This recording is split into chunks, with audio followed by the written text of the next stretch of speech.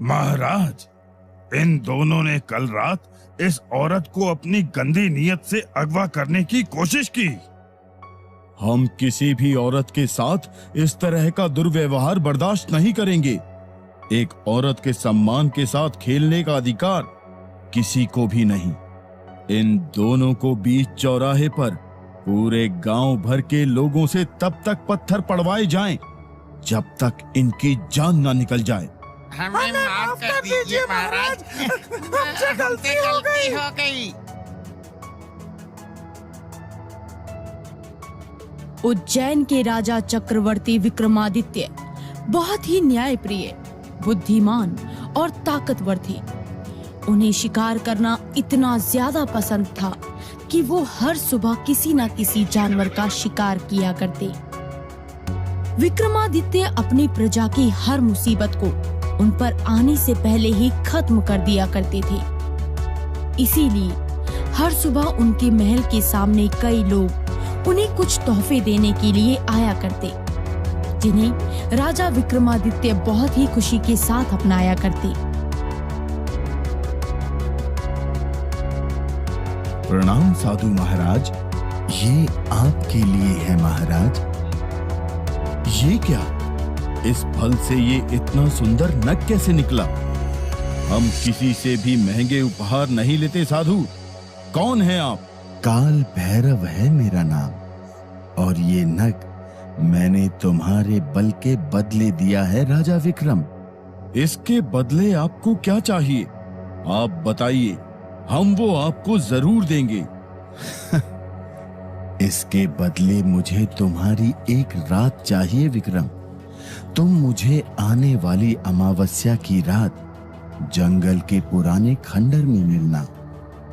राजा विक्रमादित्य साधु का एहसान उतारने के लिए तुरंत मान गए और फिर अमावस्या की रात को काल भैरव की बताई जगह पर पहुंच गए, जहां काल भैरव बहुत ही डरावने रूप में एक अनुष्ठान कर रहे थे, जिसमें उसने बहुत से इंसानी कंकाल भी रखे हुए थे।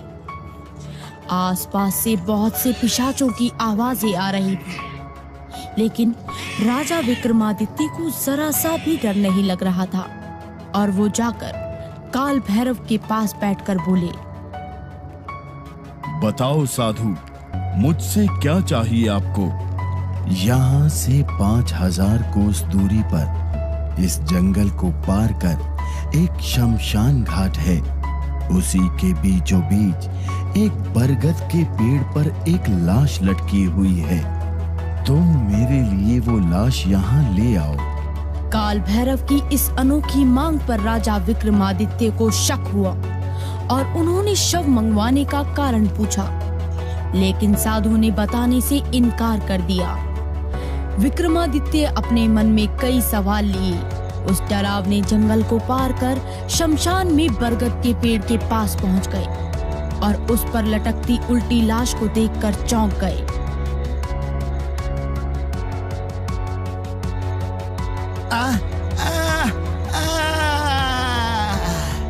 कौन हो तुम?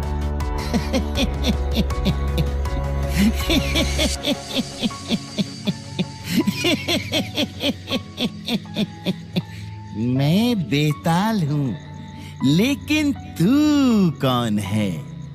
लाश को हंसता बोलता देखकर भी विक्रमादित्य घबराए नहीं। उन्होंने लाश को पेड़ से खींच लिया और जबरदस्ती अपनी कमर पर बैठाकर काल भैरव के पास ले जाने लगे। तूने बताया नहीं कि तू कौन है और मुझे यहाँ से क्यों ले जाने आया है? हम राजा विक्रमादित्य हैं और काल भैरव के कहने पर ही तुम्हें यहाँ से लेने आए हैं।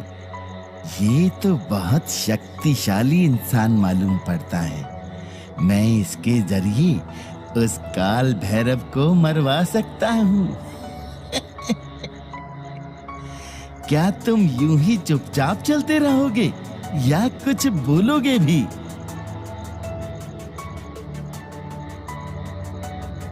अरे तुम तो कुछ बोलते ही नहीं हो। मेरी किसी बात का जवाब तो दो।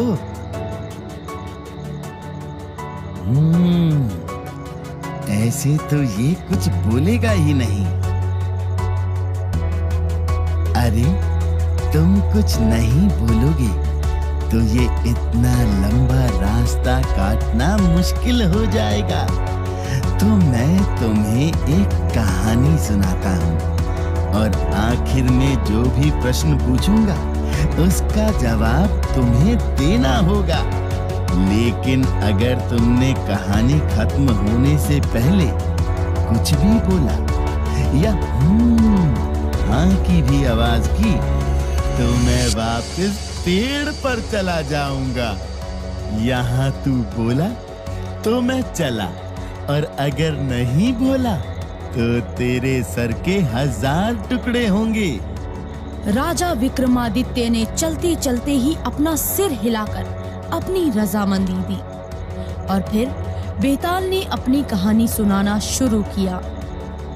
विक्रम, क्या तूने कभी किसी बाप को अपनी बेटी को घर से निकालते देखा है? तो सुन इस कहानी को।